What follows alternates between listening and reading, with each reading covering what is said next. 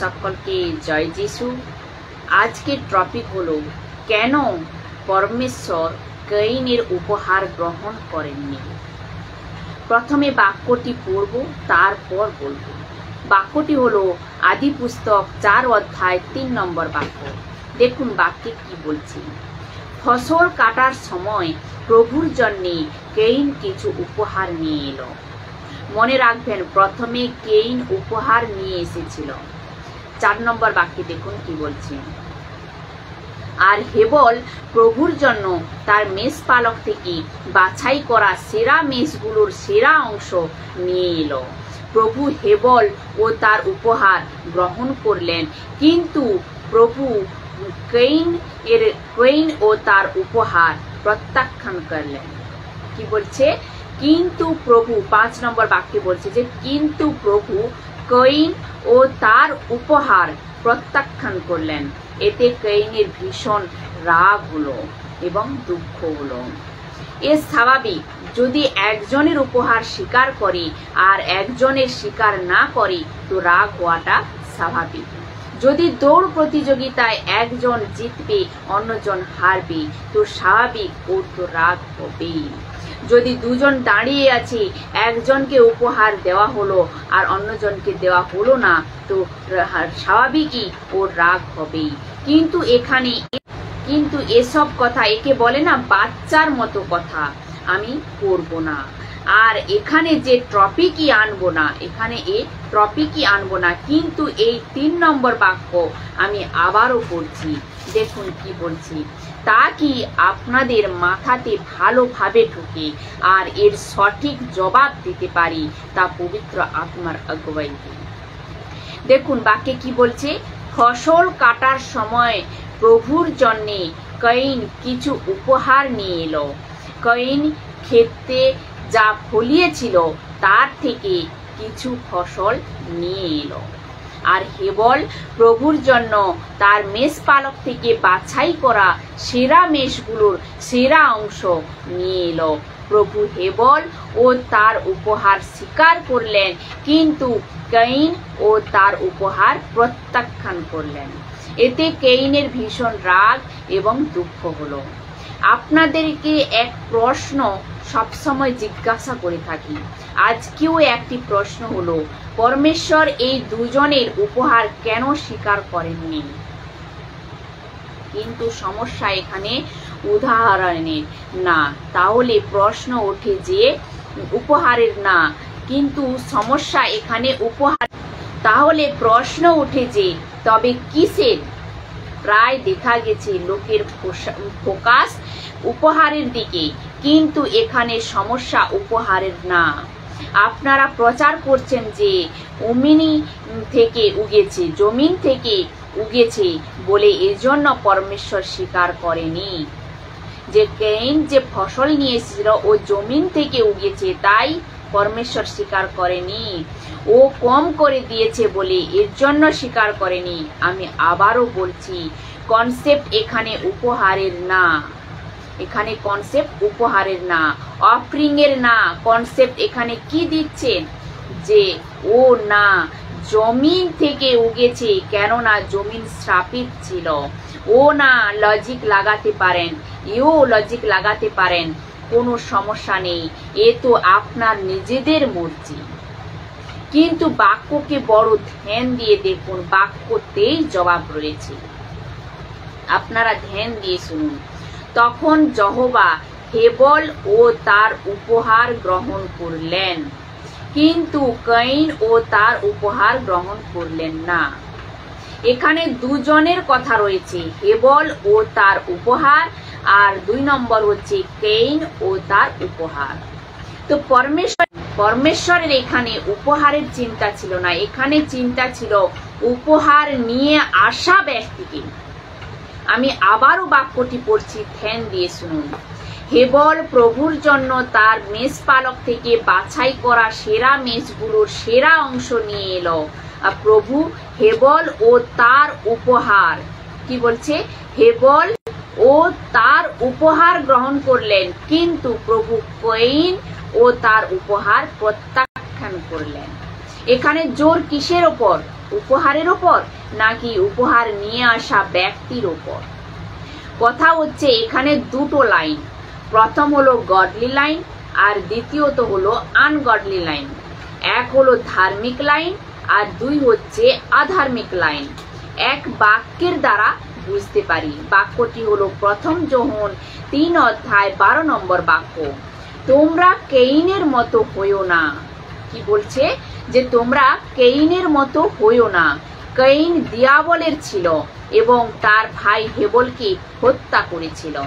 কিসের জন্য সে তার ভাইকে হত্যা করেছিল? কারণ কেইনের কাজগুলি মন্দ ছিল কিন্তু তার ভাইয়ের কাজগুলি ভালো ছিল। কেইনের বলছে যে কেইনের উপহার মন্দ ছিল, কেইন কাজ মন্দ ছিল এবং তার উপহারও মন্দ ছিল না। এজন্য তো বলা হয়েছে এখানে দুটো লাইনের কথা বলা হচ্ছে, এক হচ্ছে গডলি লাইন ও হলো হেবল আর দুই হচ্ছে আনগডলি লাইন ও হচ্ছে কেইন। এখানে পরমেশ্বরের উপহারের সঙ্গে কোনো লেনদেন ছিল না বা জোর দেননি, উপহারের ওপর লেনাদেনা হয়েছে, কিন্তু এখানে ফোকাস উপহারের ওপর না, উপহার নিয়ে আসা ব্যক্তির উপর। হ্যাঁ বন্ধুরা, এখন আপনারা জবাব পেয়ে গেছেন। কি পরমেশ্বর কেইনের উপহার স্বীকার করেননি কেন? আমি আবারও বলছি, উপহারের কোনো প্রবলেম ছিল না, উপহারের কোনো প্রবলেম ছিল না। ও সবজি, চাল, গম, আটা এতে কোনো প্রবলেম ছিল না, কিন্তু যে নিয়ে এসছিল ওতেই প্রবলেম ছিল। ও কি রকম? ও ওখানে সমস্যা উপহারের না, সমস্যা হলো উপহার যে নিয়ে আসছে। কিরকম লাগছে বন্ধুরা আপনারা কমেন্টে জানান।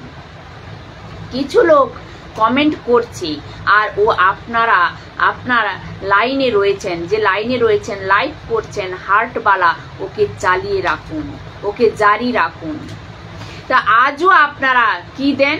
অফরিং, ওয়ার্শিপ, মিউজিক, কিন্তু আপনার জীবন কিরকম ওর ওপর জোর দিন। আজও আপনারা কি দেন? অফরিং দেন। কিছু লোক বলে কি আমি অফরিং দিয়ে এসেছি, পরমেশ্বর আমি 10,000 20,000, আরে বাপরে, এখন পরমেশ্বর খুশি হয়ে যাবে।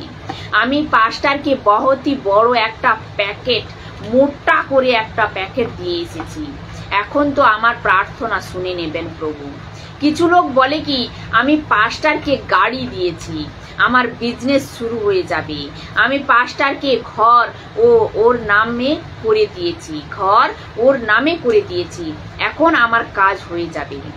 এরকম সারা অফরিং পরমেশ্বর বলে কি বেটা চাই না, কিন্তু পরমেশ্বর চায় কি যে অফরিং নিয়ে আসছে ও চায় 10 টাকা দিক বা 10,000, পরমেশ্বর বলে কি বেটা তোর জীবন কি রকম।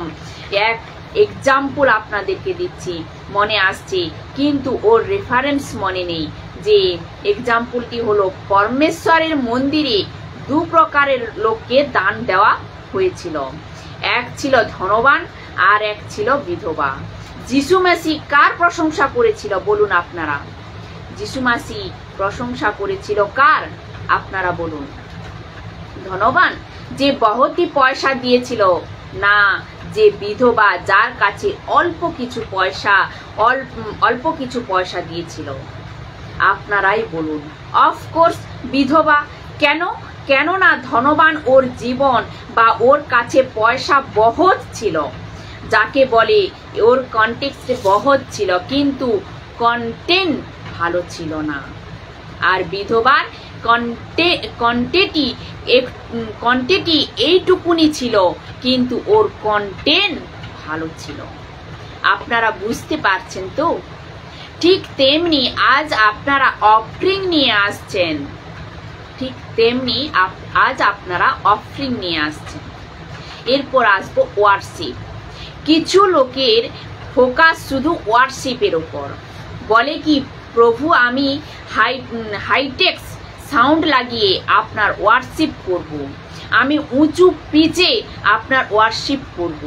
এরকম কাওয়ালি, সুফি ক্লাসিক আপনার জন্য আমি এমন গাইবো যে আমার মতো আর কোনো ওয়ার্শিপ কেউ করতে পারবে না। উপর থেকে পরমেশ্বর বলে যে বেটা, এর থেকে লাখ গুণ ভালো স্বর্গে হয়ে থাকে। তো পরমেশ্বরের ওয়ার্শিপ কোয়ান্টিটি চায় না, যে ওয়ার্শিপ রয়েছে ওর কন্টেন্ট চায়। আপনারা বুঝতে পারছেন নিশ্চয়ই, একটু ভেবে দেখুন। এরপর আসবো মিউজিক। বলে কি, মাঝে বিচিত্র লোক এক পোস্ট দিয়েছিল, বড় রাগ হয় এরকম পোস্ট দেখে।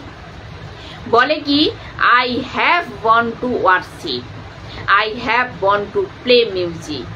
আরে ব্রাদার, আর এর জন্য আমি কন্টেক্সট করেছি জেনে বুঝে, কেননা ওরা জানতে পারে যে পরমেশ্বর অফরিং চায় না, ওয়ার্শিপ চায় না, মিউজিক চায় না, কিন্তু অফরিং, ওয়ার্শিপ, মিউজিক বালাকে বলতে চাই, যখনই আপনি নিজেদের জীবন কিরকম ওর ওপর জোর দিন, নিজেদের জীবন কিরকম ওর ওপর জোর দিন। ভালো সুর সঠিক পরমেশ্বর খুশি হবেন। ও আপনাকে কে বলেছে?